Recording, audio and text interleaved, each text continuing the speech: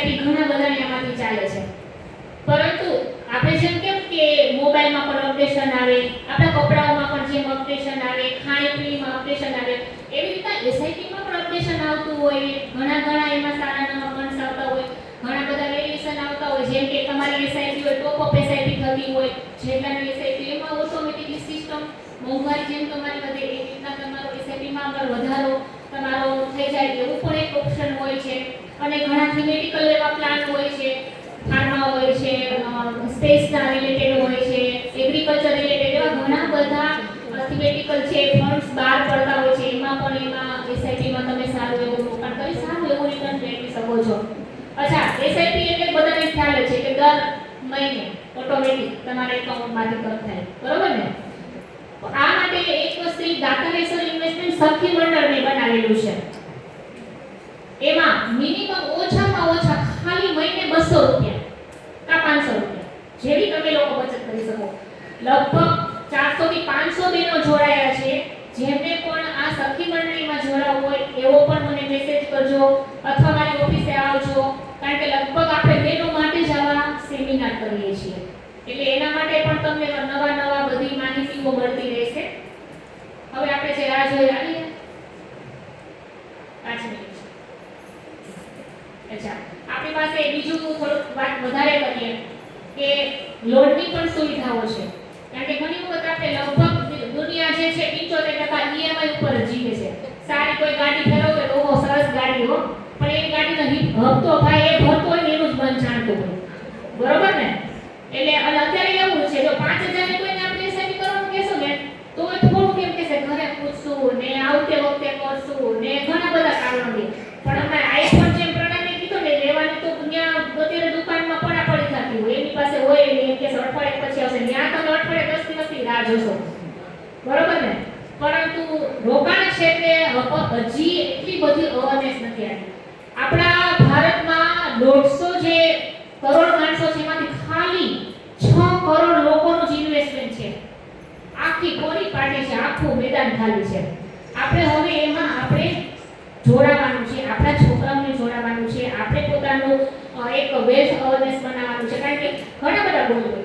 નાનકડું બાળક જન્મે તો ત્યારથી જો શરૂઆત એસઆઈપી કરો તો જ્યારે 18 વર્ષનું થાય તો સારું એટલે તમે એનું એજ્યુકેશન આપી શકો. લગ્ન માટે તો પૈસા ભેગા કરવાની જરૂરત જ નથી, એ તો ઓટો થઈ જ જશે ગમે ત્યારે.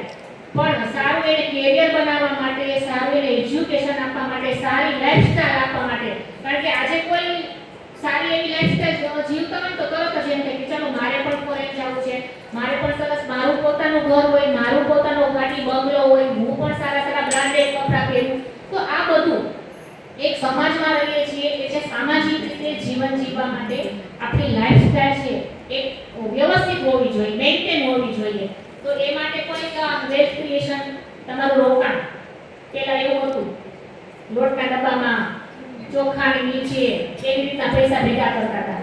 પણ ઓલું કે ને જે સ્ત્રીની આઝાદી, રાજા રામમોહન રાયે જે 1929માં જે કાયદો બહાર પાડ્યો કે જે સ્ત્રી સતી હતી એનો રિવાજને દૂર કર્યો ને સતીને એક એ રિવાજમાંથી મુક્તિ કરી. તો એવી જ રીતના આપણે આપણા રૂપિયાને મુક્ત કરવાના છે, તમારા સાડીના થપ્પા નીચેથી મુક્ત કરવાના છે. જે તેજુરીમાં ગોળી વળી ગઈ છે, રબરે તૂટી ગયા હોય, મોટું હાલો કોણ સાચું કે જો મારો આવો અનુભવ હતો આજથી 10 વર્ષ પહેલા. કારણ કે નોટુના રબર ચીકણા થઈ ગયા હોય, બરોબર ને? સાચી વાત ને? તો આ રૂપિયાને તમારે હવે આઝાદી અપાવવાની છે.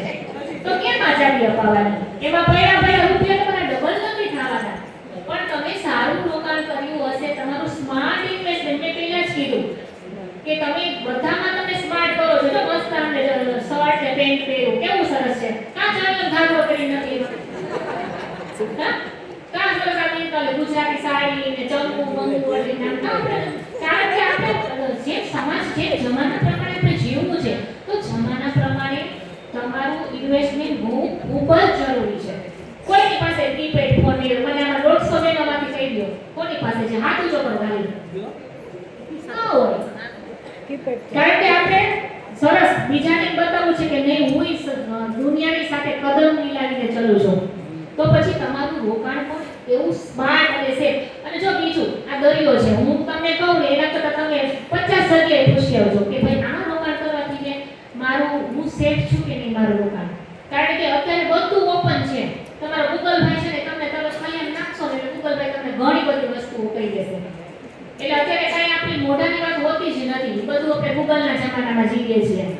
અત્યારે જો એઆઈ એવો પેલા પેલું વીજળી અને મોબાઈલ ટેલિફોન એ આવતા લોકો સુધી પહોંચતા 200 વર્ષ લાગ્યા. વીજળી જ્યારે આવી ને શોધ થઈ ને ત્યારે લોકો સુધી પહોંચતા 200 વર્ષ લાગ્યા. ટેલિફોનની શોધ થઈ ગ્રેહામ બેલે કરેલી, એને પહોંચતા 200 વર્ષ લાગ્યા. હવે તમે વિચાર કરો અત્યારના જમાના ફાસ્ટ, આમ શોધ નથી થઈને આમ એઆઈ બનાવી દો કે ભાઈ મારો આવો બનાવી દો. 24 કલાકમાં તમે માંગો ને એવી વસ્તુઓ તમારી સામે બની જાય છે. પહેલાની જેમ આપણે હવે રાહ જોવી નથી પડતી, બરોબર? તો મારો કહેવાનો મતલબ ફક્ત ને ફક્ત એટલો છે કે બહેનોમાં એક અવેરનેસ આવે. કારણ કે બીજી બધી રીતે તો અવેરનેસ છે જ, આપણે સ્માર્ટ જ છીએ.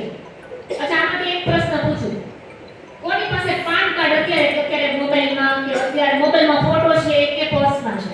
બધાના. મારે તો એવું 100% મારું તો એવું જ છે કે એ પ્રમાણે હોવું જોઈએ. લિપસ્ટિક આવ્યો છે એ તો આવશે હો, ભલે હોવી જોઈએ, પણ પેલી પ્રાયોરિટી તમારા ડોક્યુમેન્ટ ક્યાં છે, તમારા પાન કાર્ડ આધાર કાર્ડ લિંક છે, તમારું આધારમાં તમારા મોબાઈલ નંબર રજીસ્ટર છે, તમારું નામ જેમાં વૈશાલી પુરોહિત તો વૈશાલી કુમારી પુરોહિત એવું નથી ને નામ સેમ છે. પહેલું કામ તમે ચેક કરવાનું કરજો, કારણ કે જ્યારે એની કન્ડિશન આવશે ને ત્યારે તમારા નામ સરખા કરવામાં જ ઘણો બધો સમય વહી જશે. તો આ બધી વસ્તુઓ પણ આપણે અવેરનેસ ખૂબ જરૂરી છે. સરસ મજાની રસોઈ બનાવી દીધી કે વાહ, પણ આ બધી વસ્તુઓમાં આપણે પારંગત બનવાનું છે. જ્યારે કાંઈ એવી કોઈ મેડિકલ ઇમરજન્સી આવે તો આપણને ખબર જ નથી કે આપણે શું કરવું. મારી પાસે હમણાં છે રિસન્ટલી હમણાં જ 2 દિવસ પહેલા એક લેડીઝ ખરેખર ખૂબ જ સ્માર્ટ, આપણે જોઈને કે આપણે એમ થાય કે ના આને બધું મારી પાસે રડી કે મારે 5.5 લાખ રૂપિયાનું મારે રિડમ્પશન કરવું છે, મને ખબર જ નથી મારા હસબન્ડે કેટલા તમારી પાસે પૈસા મૂક્યા છે, તાત્કાલિક એનું ઓપરેશન કરવું. ત્યારે મને દુઃખ થયું કે મારે આ પર કેવો છે કે તમારા હસબન્ડ જ્યાં ઇન્વેસ્ટમેન્ટ કરે છે કોને ખ્યાલ છે, બરોબર? બધા જ ઊંચા થવા છે. હવે તો ચેતનાના સેમિનારમાં આવો ને તો કે આમ જ અમે અહીંયા ગયા ને તો અમે આ પેલું કામ ઘરે જઈ અને ઈ નથી કહ્યું કે ઓને સાડી સરસ પહેરી હતી ને ફલાણી ઇયરિંગ સરસ પહેર્યા. હું પેલું કામ એ કરીશ કે મારા ડોક્યુમેન્ટ્સ મારું બધું સલામત છે, સેફ છે, તો કાલે સવારે હું ક્યાંય અટકો નહીં. તો એને ખ્યાલ જ નહોતો કે આટલું મારો હસબન્ડે ઇન્વેસ્ટમેન્ટ કરેલું છે કેટલા દિવસમાં આવશે, અને હેલ્થ પોલિસી લીધી જ નહોતી. કાલ લેશું કરી જો હેલ્થ પોલિસી લીધી હોત તો આ એને 5.5 લાખ રૂપિયાનું જે રિડમ્પશન કરવું પડ્યું ન કરવું. પહેલા મારી પ્રાયોરિટી છે કે તમે એસઆઈપી પણ ન કરો, પણ એક હેલ્થ પોલિસી લો, ખૂબ જરૂરી છે. કારણ કે જ્યારે એવી કઈ ભગવાન નારાયણ તમને બધાને સાજા નરવા કરે 100 વર્ષના કરે, પણ એવી કન્ડિશન જ્યારે આવશે ને ત્યારે તમે તમારી બચત તોડશો, તમે તમારું સ્ત્રીધન ગીરવે મૂકશો, એટલે ત્યારે ઘણા બધા એવા ડિસિઝન લેવા પડે છે આપણે. તો હેલ્થ પોલિસી અને એની ખબર તમને એની પ્રીમિયમ એ કેટલું સાવ નોમિનલ કદાચ હોય. હું એમ માનું કે આ પ્રણામી જેવડી કોઈ વ્યક્તિ હોય ને તો 7 થી 8,000 પ્રીમિયમ વર્ષનું. તો એટલું તો તમે મીશોમાં શોપિંગ વર્ષમાં કેટલી બધી કરી નાખો છો. અચ્છા, મીશોની એપ્લિકેશન કોના મોબાઈલમાં નથી?